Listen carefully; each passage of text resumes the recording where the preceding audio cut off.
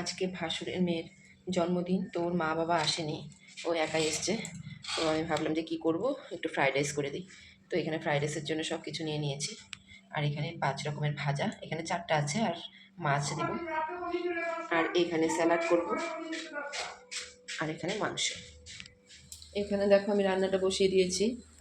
এটাতে আমি ভাত বসিয়ে দিয়েছি, যেটা দিয়ে ফ্রাইড রাইস করবো। আর এখানে মাছটা করে নিচ্ছি, ওর জন্যই করবো, তো তাই একটা মাছ করব, অল্প করেই করলাম। আর এখানে ভাজাটা আগেই আমি ভেজে রেখে দিলাম, কারণ নয়তো পরে খুব অসুবিধা হবে, তাড়াহুড়ো লেগে যায়। আর এখানে আমি ফ্রাইড রাইসের জন্য যা যা কেটেছিলাম সব কিছু একসঙ্গে ভেজে রেখে দিয়েছি।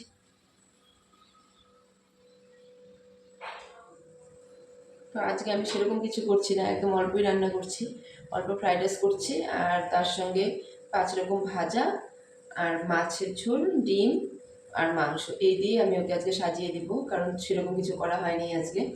আর ও আবার মানে এখান থেকে খাবার দাবার করে বিকেলবেলা চলে যাবে, কারণ ওর মামার বাড়ি যাবে। ওর মামার বাড়িতে আজকে জন্মদিন করবে, তো ওর মামার এখানে যাবে, যেহেতু ওর মা ওর মামার বাড়িতেই আছে। এখানে আসার কথা ছিল, তো ওর মার হঠাৎ করে শরীরটা খুব খারাপ হয়ে গেছে, তো এখানে আসতে পারেনি। তো তার জন্য ও আজকে মামার বাড়িতেই করবে। প্রতি বছর ও বাড়িতেই করে, শিলিগুড়িতেই করে।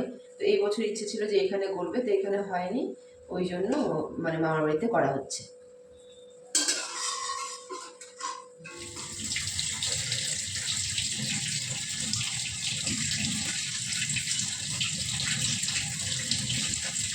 ভাতটা হয়ে গেছে, এখন আমি ওর জন্য অল্প ভাত উঠিয়ে রাখবো, তারপর এটাকে ফ্রাইড রাইস করবো।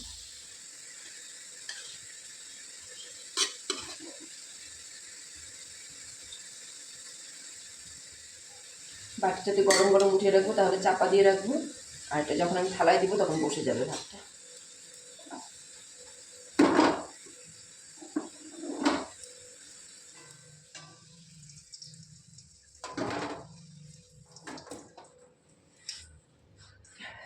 অনেকটা দেরি হয়ে গেছে, আর এখন আমার সেই জন্য অনেকটা তাড়াহুড়া লেগে গেছে। এখন প্রায় 1:30টা বাজে, আমার এখনো রান্নাই হয়নি। দেখো এখানে আমার মাংসটাও বসানো হয়ে গেছে, আর এদিকে আমি ফ্রাইড রাইসটা করে নিয়েছি, আমাদেরকে দেখাচ্ছি। এখানে আমার ফ্রাইড রাইসটা হয়ে গেছে, ফ্রাইড রাইসটা করে রেখে দিলাম এখানে। আর এখানে ওর জন্য উঠিয়ে রেখে দিলাম, এখানে এই দুটো উঠিয়ে রেখে দিলাম, কারণ এই দুটো এখন গরম গরম ওঠালে ভালো হবে। তো এখানে আমার মাংসটা হয়ে গেছে, এখন আমি ওর জন্য উঠিয়ে তারপর আমি সবাইকে একটু দিয়ে আসবো। দেখো দেখো এখানে আমি ওর জন্য সব উঠিয়ে রেখেছি, এর মধ্যে এখন আমি মাংসটা উঠাবো। দেখো এখানে আমি টেবিলে একদম রেডি করে রেখেছি, ও আসবে আর আমি একদম মানে রেডি করে দিয়ে দিব, মানে একটু রেডি বাকি আছে, এটা করে দিয়ে দিব। আমি এমনি থালাতে দিয়ে দিই, কারণ তুই তো খাবিও না, তুই বুঝছেন।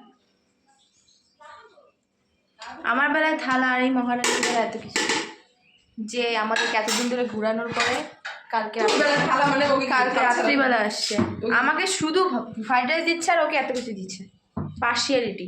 আমি সারাদিন থাকি, আমার বেলা এইটুকু ভিডিও করে দিই, আরে কিচ্ছু করে না।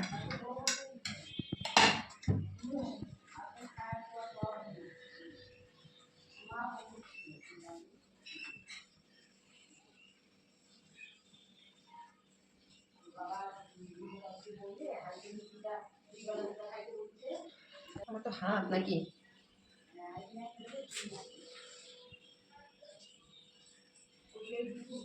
4 রকম ভাজা করছো না? 4 রকম কোথায়? ওটা দাওনি।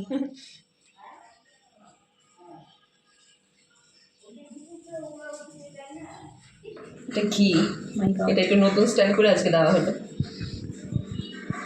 এখানে ওর মা বাবা কেউ নেই, তো তাই ওকে একটু ভালো করে খাবার দেওয়ার জন্য, তো রাগ করবে। আমার মা বাবাকে উনি অসহায় মেয়েও, আসলে ওর মা বাবা নেই, ওকে অনাথ আশ্রম থেকে আনা হয়েছে। আয় দেখি শসা খাবি, আস্তে দেখো আস্তে আস্তে। হ্যাঁ ধন্যবাদ। ডিম মাছ মাংস 3টা, আবার দিকে ফ্রাইড রাইস ভাত, সব কিন্তু আজকে মানে ফিনিশ করতে হবে। এতগুলো তো মানে শাশুড়ি এটা ফিনিশ না করলে কি করে খাবো এটা বাবা কি ফটো দেখানি হ্যাঁ ফটো স্যালাড দিই ও হ্যাঁ ওকে বলতেছি স্যালাড দিই মৌরিও নে স্যালাড এইখান থেকে ওখানে আছে এগুলো ওখানে দিই কে তোমাকে দিব স্যালাড দেখো আমি তো তো না ওই নিয়ে না না নিয়ে না আর এগুলো কোনগুলো ওগুলো থাক আর মাছ ভাটা দিয়ে খাও না না এখানে নাচ প্র্যাকটিস হচ্ছে একটু কর না একটু কর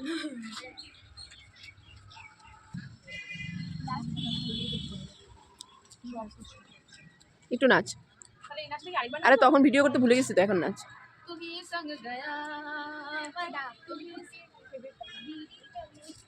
जिगर से पिया पैसा दो हम नाचेंगे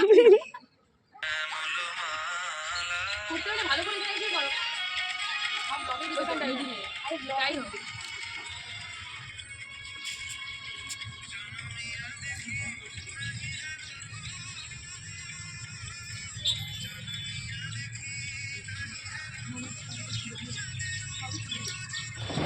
happy new year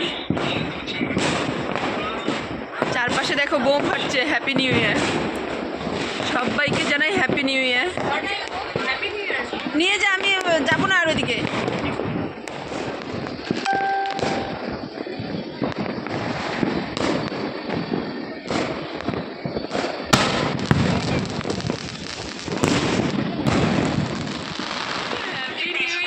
happy new year সবাইকে জানাই হ্যাপি নিউ ইয়ার তোমাদেরকে বোম ফাটানোটা দেখালাম আমার মনে হচ্ছে এই বছর মনে হয় আরো বেশি বোম ফাটছে চলো